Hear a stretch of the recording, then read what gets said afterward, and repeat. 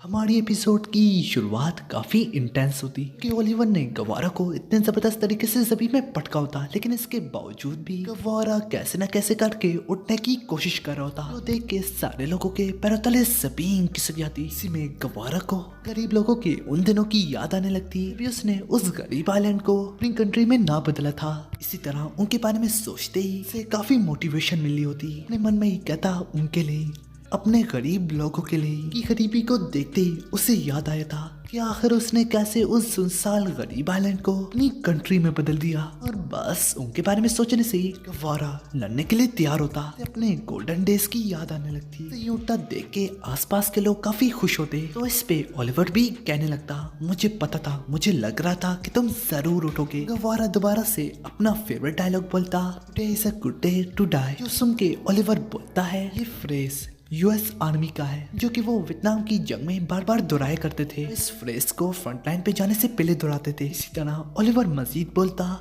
वारू, क्या तुम्हें इसका वाकई में मतलब पता है ना? हाँ ना? इसके जवाब में गवारा कहता है, हाँ मुझे पता है। फ्रेज उल्टा मरने के बजाय जीने को कहता है कि खतरनाक बैटल में दमदार तरीके से लड़ना, सर्वाइविंग, इसके बाद और फिर सही सलामत अपने होमलैंड वापस पहुंचना। तो असल में इसका असली मतलब मरने का कोई अच्छा दिन नहीं है। कहते ही गवारा उस पे टूटने जा रहा था और उस दौरान वो मजीद बोलता, जब तक तुम्हें मौत नहीं आ जाती तुमने रोज हर दिन के लिए जीना होगा। एक तरफ तो गवारा वार करने के लिए तैयार हो रहा था और दूसरी तरफ ओलिवर भी। ओलिवर की हार्ट भी काफी तेज हो जाती, उसका खून उबलने लगता, उसकी रगें बाहर को आने लगती।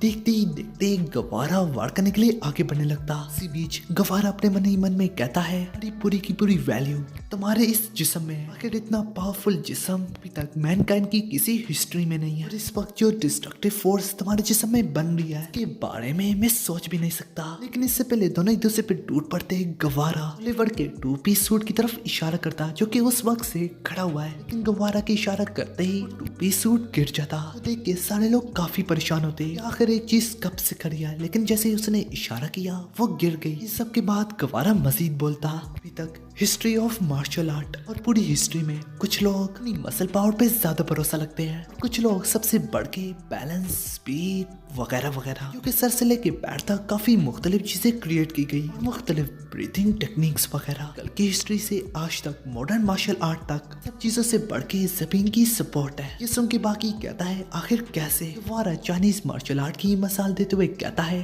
अगर हम चाइनीज 4000 इयर्स ऑफ हिस्ट्री पे ही नजर डालें तो अभी तक सरफेस ऑफ द ग्राउंड की स्टार्टिंग की ही बेस है। और ना कि सिर्फ यहाँ तक बॉक्सिंग, सूमो, उन्होंने कभी गौर ही नहीं किया। अभी तक वो जिस समय जितनी भी पावर प्रोड्यूस करते हैं ग्राउंड के एंगल की वजह से सारे लोग जमीन की थोड़ी सी गिराई तक भी नहीं जानते। अगर तुम ओलिवर सेंटर ऑफ अर्थ की असली सपोर्ट को देखने जा रहे हो, महसूस करने जा रहे हो, इसके खिलाफ जाओगे। देखते ही देखते गवारा ओलिवर के पैर पे लात मार के उसका पूरा बैलेंस आउट कर देता। और सेंटर ऑफ अर्थ की सपोर्ट की वजह से गजब किस्म का वार, एक दमदार किस्म का वार, अल्फाज भी छोटे पड़ जाते। अब यहाँ पे कुछ लोग कंफ्यूज हो सकते हैं, तो इसके लिए पूरी वीडियो को एंड तक देखिएगा। इसी बीच में बाकी उससे आके कहता है, यहाँ तक प्रेसिडेंट बुश भी तुम्हें कॉन्ग्रेचुलेट करने आए हैं तुम्हारी जीत के लिए। प्रेसिडेंट बुश उसके आगे सर झुकाते हुए कहता है, मुझ पे भी भारी पड़ चुके हो। कि सिर्फ इतना, बल्कि वहाँ पे युजुरो हानमा भी मौजूद होता। युजुरो हानमा उससे कहता है, लोग मुझे इस अर्थ का सबसे स्ट्रॉन्गेस्ट मानते हैं, असल में मैं नहीं बल्कि वो तो तुम हो। इसी बात से बाकी भी सहमत होके कहता है, वो तो मुझे भी पता था। अभी दोनों बाप बेटा हंसने लगते हैं, ना कि सिर्फ इतना बल्कि वहाँ पे मौजूद सारे के सारे लोग हंसने लगते हैं। फिर गवारा अपने दिल ही दिल में कहता है, आखिर चल क्या रहा है? इसके चलते ही गवारा अपने ख्वाब से बाहर आता।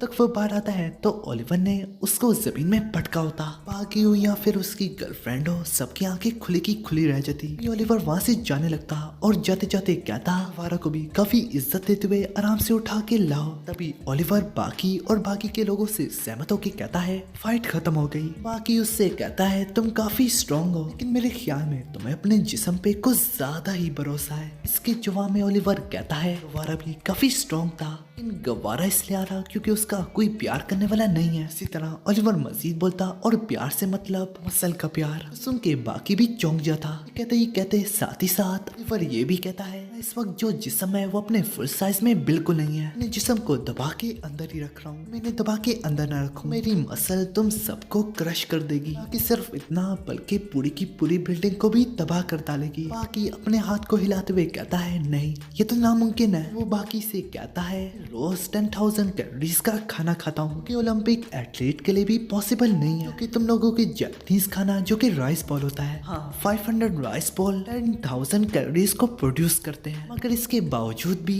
बॉडी फैट सिर्फ और सिर्फ 5% है। कहना चाह रहा है कि उसकी बॉडी सब कुछ एब्जॉर्ब कर लिया, सब कुछ हजम कर लिया ना। उसका जिस्म वाकई में ऐसा ही होता।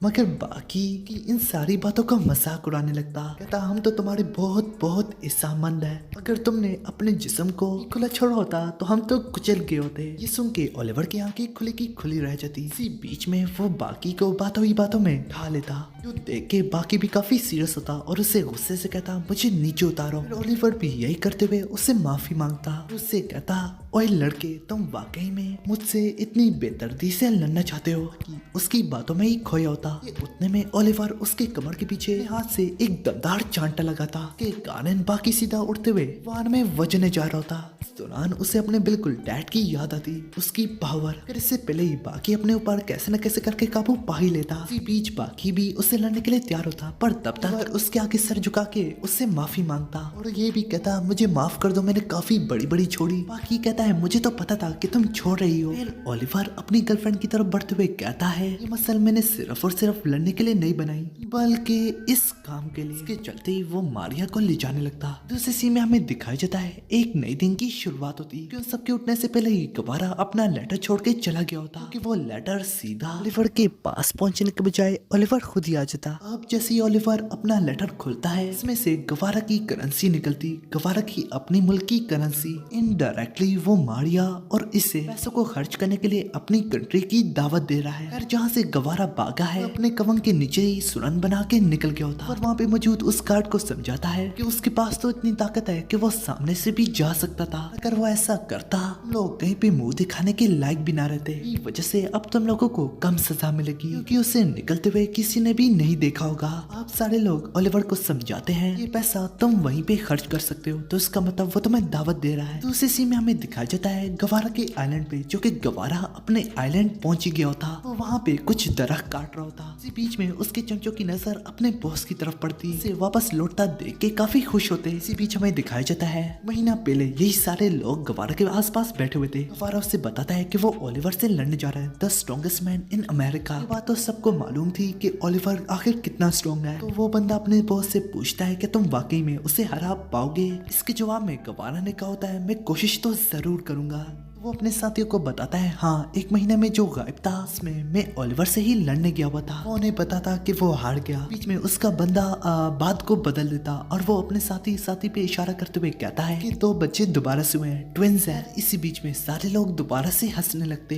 इसी में हमें दोबारा से एडिसन स्टेट प्रिजन में दिखाई जाता। सारे लोग दोबारा से अपनी नॉर्मल रूटीन पे वापस आ गए होते। यहाँ पे ये मोमेंट मेरी थोड़ी फेवरेट है। यहाँ पे अब बाकी बिल्कुल गवारा की तरह अपनी जिंदगी शुरू करने जा रहा है, फारा और ओलिवर की तरह। कि गार्ड से कहता है मैं बाहर जा रहा हूँ, कोई रोक सकता है तो रोक ले। मैं सिर्फ 4 या 5 मिनट के लिए बाहर जा रहा हूँ फ्रेश एयर के लिए। बीच बाकी एक गार्ड को सुला भी डालता। दूसरा बंदा जैसे ही उसकी तरफ गन दागता है तो बाकी तुरंत से उसके पीछे आके उसे भी बेहोश कर डालता। उसके चलते ही एक बंदा जोर से सीटी मारते हुए बाकी को चेयर करते हुए कहता है जा और अपनी जिंदगी जी ले। कि सिर्फ इतना अब सारे लोग बाकी बाकी करना शुरू कर देते। यूं ही बाकी के तो नारे लग रहे होते। जो भी गार्ड बाकी को रोकने की कोशिश करता वो बहुत बुरे तरीके से नाकाम होता। हर तरफ अलार्म ही लगे होते। वहाँ पे मौजूद कुछ गार्ड्स शूट कर रहे होते जो कि बाकी बड़ी आसानी से डॉच कर रहा होता। इसी तरह दरवाजा तोड़ते हुए आगे जाता। आगे वो 3 गार्ड्स को पता जिन्हें वो सुला डालता। फिर उसी गार्ड से की से लेके हर दरवाजे को खोलते हुए आगे बढ़ने लगता।